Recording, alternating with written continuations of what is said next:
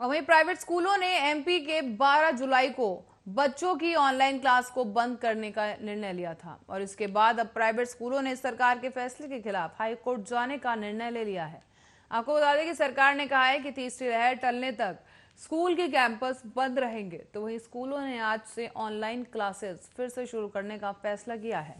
सरकार से विवाद के बाद अब 12 जुलाई को एमपी में प्राइवेट स्कूलों ने सरकार को यह धमकी दी थी कि हम अनिश्चितकालीन तक ऑनलाइन क्लासेस को बंद कर देंगे। और एक निजी अखबार से बात करते हुए एमपी के प्राइवेट स्कूल एसोसिएशन के उपाध्यक्ष विनय राज मोदी ने कहा कि राज्य की राजधानी और राज्य के अन्य हिस्सों के अधिकांश स्कूलों में ऑनलाइन कक्षाएं नहीं चलती हैं और वो हाईकोर्ट जाने के फैसले पर मोदी ने ये कहा कि हम ना तो छात्रों के खिलाफ हैं और ना ही अभिभावकों के खिलाफ हैं।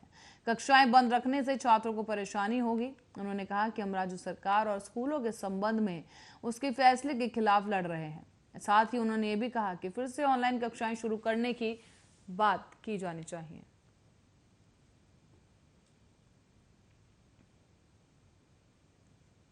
वहीं मध्य प्रदेश में माध्यमिक शिक्षा मंडल की तरफ से 10वीं 2021 का रिजल्ट कल यानी कि 14 जुलाई को शाम 4 बजे जारी किया जाएगा। रिजल्ट जारी होने के बाद अब छात्र बोर्ड की ऑफिशियल वेबसाइट mpbse.nic.in पर या फिर mpresult.nic.in पर चेक कर सकेंगे। बोर्ड की तरफ से दी गई जानकारी के मुताबिक इस बार किसी भी छात्र को फेल नहीं किया जाएगा, यानी सभी छात्र पास कर दिए जाएंगे। और ऐसा इसलिए क्योंकि कोरोना वायरस संक्रमण की वजह से इस बार 10वीं की परीक्षाएं रद्द कर दी गई थी, जिसकी वजह से बोर्ड ने स्टूडेंट्स को वैकल्पिक मूल्यांकन स्कीम के जरिए अंक देने का फैसला किया था। और इसीलिए इस साल mid term exam, pre board, unit test और इंटरनल असेसमेंट में स्टूडेंट्स की परफॉर्मेंस देखी गई है। और प्री बोर्ड एग्जाम को 50%, यूनिट टेस्ट को 30% और इंटरनल असेसमेंट को 20% वेटेज दिया गया है। आपको बता दें कि इस साल लगभग 10 लाख छात्रों ने 10वीं की परीक्षा के लिए रजिस्टर किया था और 10वीं का रिजल्ट चेक करने के लिए अब छात्रों को रजिस्ट्रेशन नंबर और रोल नंबर की जरूरत पड़ेगी।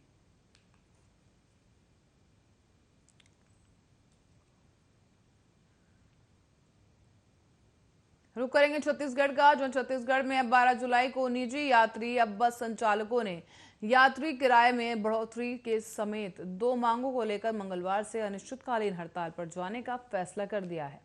छत्तीसगढ़ यातायात महासंघ के प्रदेश अध्यक्ष सैयद अनवर अली ने बताया है कि आज रायपुर के बूढ़ा तालाब धरना स्थल पर महासंघ ने 1 दिवसीय प्रदेश स्तरीय धरना दिया है।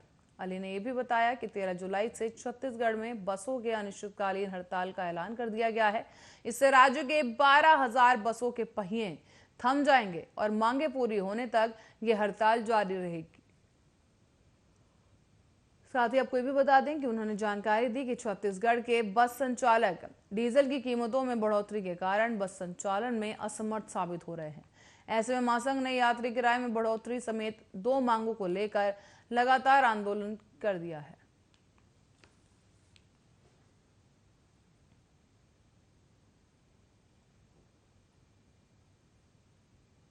और खाद बिक्री केंद्र पर लगी शिक्षकों की ड्यूटी, जिसके बाद अब विवाद बढ़ा तो 24 घंटे में बदल गया आदेश। बता दें रायपुर छत्तीसगढ़ से खबर सामने आई है, जहां पर एक जिले में शिक्षकों की ड्यूटी खाद बिक्री केंद्र पर लगा दी गई थी और बड़े अधिकारी के इस फरमान को देखकर जिले के दूसरे अधिकारी भी हैरान हो गए थे। बता दें कि शिक्षकों को भी समझ नहीं आ रहा था कि उन्हें क्या करना चाहिए।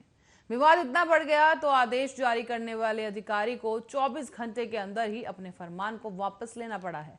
दरअसल गौरेला पेजरा मरवाही के जिले में जनपद पंचायत सीईओ ने आदेश जारी किया था कि अपने आदेश में उन्होंने लिखा कि शिक्षकों की ड्यूटी गैर शिक्षण कार्य में लगाई गई थी।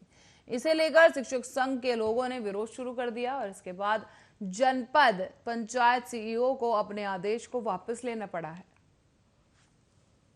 बताते चलें कि खाद बिक्री केंद्र से ड्यूटी हटाकर दूसरी जगह लगाई गई और अब शिक्षकों की ड्यूटी कोविड-19 के कार्यों में लगाई गई है। गौरतलब है कि छत्तीसगढ़ में शिक्षकों की ड्यूटी गैर शैक्षणिक कार्य में लगना नियम के विरुद्ध है और इसी के साथ ही ये ड्यूटी कोविड कार्यों में लगाई गई है और अब खाद बिक्री केंद्र पर शिक्षकों की ड्यूटी लगाना पूरी तरह से नियम के विरुद्ध है, जिसको देखते हुए अब खाद बिक्री केंद्र पर सहायक शिक्षक तेजेश्वर सिंह, मोहनराज समेत कई ऐसे शिक्षक थे जिनकी ड्यूटी लगाई गई थी, लेकिन अब ये फैसला सीईओ को वापस लेना पड़ा है।